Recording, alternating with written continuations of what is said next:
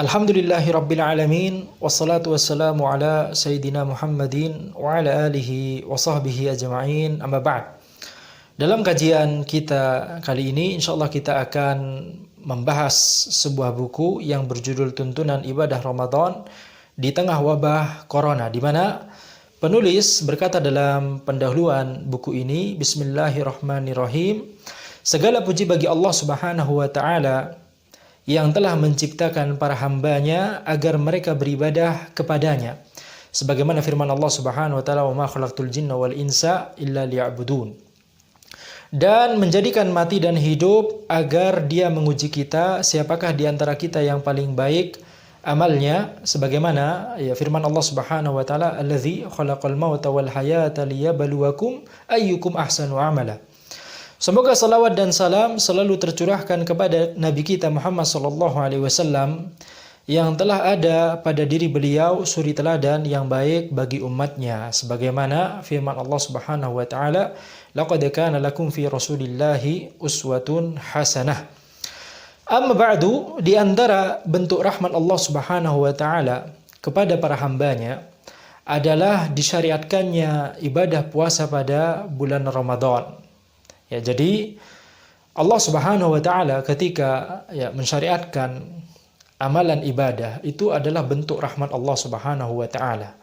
Karena dengan kita melakukan amalan ibadah tersebut, kita akan mendapatkan ridha dari Allah Subhanahu wa Ta'ala. Kita akan mendapatkan pahala dari Allah.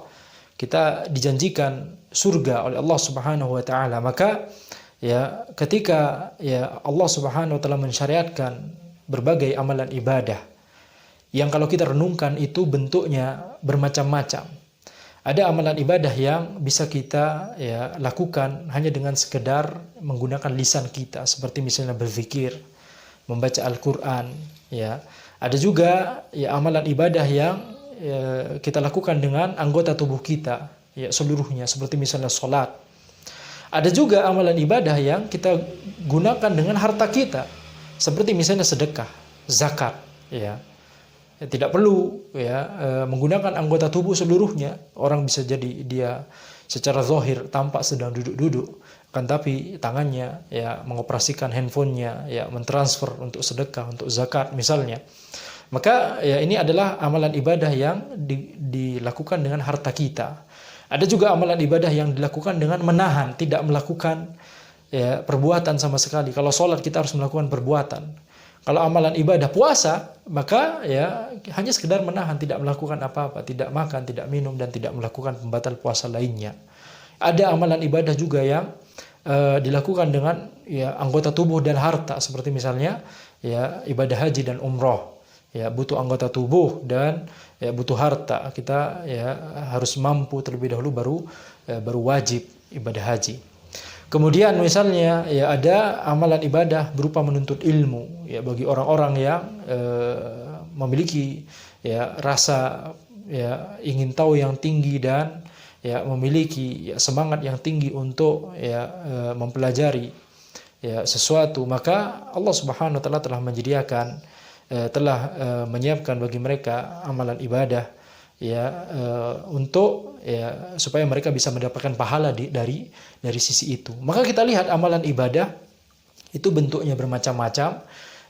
Ini adalah rahmat dari Allah Subhanahu wa Ta'ala. Ada orang yang dimudahkan untuk ngaji, tetapi dia merasa berat untuk misalnya sholat. Ada orang yang dimudahkan untuk puasa, akan tapi dia merasa berat untuk menuntut ilmu. Maksudnya dia dimudahkan untuk puasa, dia rajin puasa sunnah dan seterusnya. Akan tapi ketika menuntut ilmu, maka tidak lebih cepat daripada orang lain yang bisa jadi sebaliknya, dimudahkan untuk menuntut ilmu, akan tapi lebih berat untuk puasa sunnah. Ada orang yang dimudahkan untuk bersedekah, tetapi dia berat untuk misalnya menuntut ilmu, atau sebaliknya. Maka kita lihat setiap orang dimudahkan oleh Allah Subhanahu wa Ta'ala untuk memiliki saham pahala di sebuah bentuk amalan ibadah tertentu, akan tetapi dia merasa berat di amalan ibadah yang lain. Oleh karena itu kita harus bersyukur kepada Allah Subhanahu wa Ta'ala ketika kita mendapati diri kita sendiri merasa mudah untuk melakukan sebuah amalan ibadah, sehingga kita bisa istiqomah di situ sehingga kita bisa menjalankan amalan ibadah tersebut dengan semangat dan dengan nikmat gitu ya. Maka kita harus bersyukur kepada Allah Subhanahu wa taala. Akan tetapi ya di amalan ibadah lainnya yang kita merasa berat, ya kita tetap harus berjuang. Kita berdoa kepada Allah supaya kita juga dimudahkan untuk memiliki saham pahala di amalan ibadah tersebut. Maka di sini di antara bentuk rahmat Allah Subhanahu wa taala kepada para hambanya adalah disyaratkannya ibadah puasa pada bulan Ramadan, sebagaimana hadis Abu Hurairah radhiyallahu anhu bahwa Nabi SAW bersabda, "Man shoma Ramadan imanan wa ihtisaban, ghufira lahu ma taqaddama min dzambih." Ya, barang siapa yang berpuasa Ramadan karena iman dan mengharapkan pahala, maka diampuni baginya dosa-dosanya yang telah lalu. Ya, jadi di hadis ini Nabi Muhammad SAW memberikan dua syarat supaya puasa Ramadan seseorang itu bisa membuat dosa-dosanya yang telah lalu diampuni. Ya, yang pertama adalah iman. Ya, harus dilandasi oleh keimanan kepada Allah Subhanahu wa taala. Kalau tidak beriman, seseorang misalnya melakukan puasa di bulan Ramadan akan tapi dia orang kafir misalnya, maka puasanya tersebut tidak sah.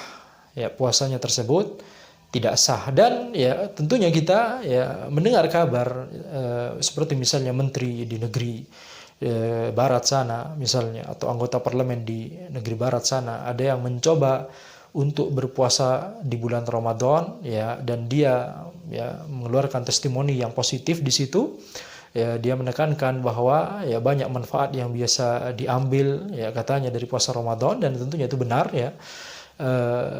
maka kita katakan kita doakan orang seperti ini, orang-orang yang seperti ini kita doakan semoga mereka mendapatkan hidayah dari Allah Subhanahu wa taala. Akan tapi kalau kita ditanya apakah amalannya tersebut sah secara syariat, tentunya tidak sah, tidak diterima oleh Allah Subhanahu wa taala, karena syarat supaya amalan ibadah seseorang itu diterima adalah dia harus beriman terlebih dahulu. Maka di sini Nabi Muhammad SAW menyebutkan syarat pertama iman. Kemudian syarat kedua wahtisaban, mengharapkan pahala, yaitu dari Allah Subhanahu wa taala. Kalau seandainya seseorang muslim beribadah puasa di bulan Ramadan, akan tetapi dia berpuasa tujuannya untuk mendapatkan pujian dari orang lain misalnya, atau dia berpuasa tujuannya benar-benar hanya untuk diet misalnya, maka dia tidak akan mendapatkan pahala dari Allah Subhanahu wa taala.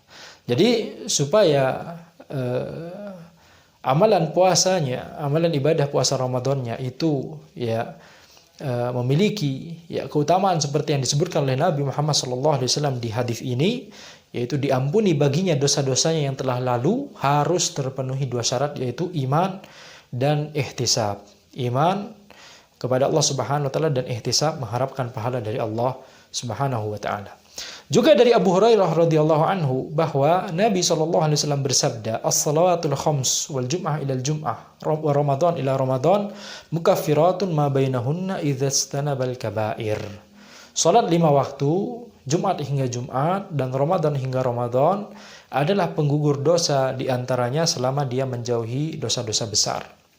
Ya, jadi di sini juga hadis Nabi Muhammad SAW beliau menjelaskan keutamaan sholat 5 waktu, keutamaan sholat Jumat dan keutamaan puasa Ramadan itu adalah penggugur dosa di antara keduanya, di antara sholat 5 waktu, antara sholat zuhur dengan asar, antara asar dengan maghrib dan seterusnya.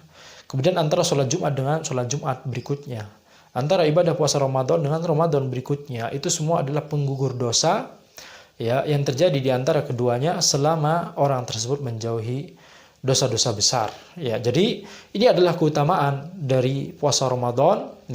Akan tetapi, kemudian penulis berkata, akan tetapi menjelang bulan Ramadan tahun 1441 Hijriah ini, dunia sedang dilanda wabah corona. Di catatan kaki, berdasarkan info dari WHO, COVID-19, coronavirus disease 19, itu adalah nama untuk penyakitnya. Sedangkan SARS-CoV-2, Severe Acute Respiratory Syndrome Coronavirus 2, adalah nama untuk virusnya. Jadi COVID-19 adalah nama untuk penyakitnya. COVID-19 adalah nama untuk penyakitnya, sedangkan SARS-CoV-2 adalah nama untuk virusnya.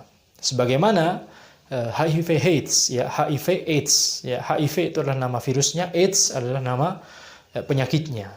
Ya, jadi kita bisa silakan lihat di websitenya WHO mengapa ya harus dibedakan antara nama penyakit dan nama virus. Maka di sini ya untuk mudahnya ya, jadi di sini catatan kaki di sini hanya untuk info saja ya, untuk supaya kita bisa membedakan dua istilah ini. COVID-19 itu adalah nama penyakit yang disebabkan oleh virus SARS-CoV-2 ya, itulah yang sedang menyebar dan merebak saat ini. Nasallallahu salamah wal afiyah. Akan tapi dalam buku ini penulis ya untuk mudahnya akan menyebut corona saja ya, wabah corona atau virus corona ya, untuk memudahkan.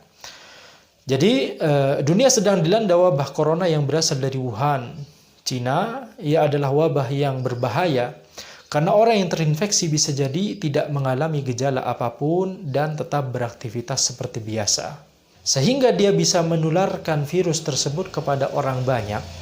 Yang ini bisa membahayakan orang-orang yang sistem kekebalan tubuhnya lemah ya. Karena penyebaran yang sangat cepat inilah, jumlah orang yang terinfeksi bisa menjadi sangat besar dibandingkan kapasitas rumah sakit dan kemampuan tenaga medis, sehingga bisa membuat banyak pasien tidak tertangani sebagaimana seharusnya. Ya, inilah yang harus diantisipasi oleh kita ya, karena penyebaran yang sangat cepat sehingga banyak orang yang bisa jadi jatuh sakit dalam waktu yang hampir serempak. Itu membahayakan karena kapasitas rumah sakit ya, dan kemampuan tenaga medis kita di Indonesia ini terbatas ya, di semua negara itu terbatas, sehingga ketika ada banyak orang sakit ya, jumlahnya ribuan atau puluhan ribu, na'udzubillah min dzalik, nasallallahu salamah wal afiyah. Ketika mereka sakit secara serempak, itu yang bikin repot. Dalam rangka untuk menekan laju penyebaran virus ini, pemerintah mengeluarkan himbauan untuk melakukan social distancing atau menghindari aktivitas sosial yang melibatkan orang banyak, dan physical distancing atau menjaga jarak satu sama lain.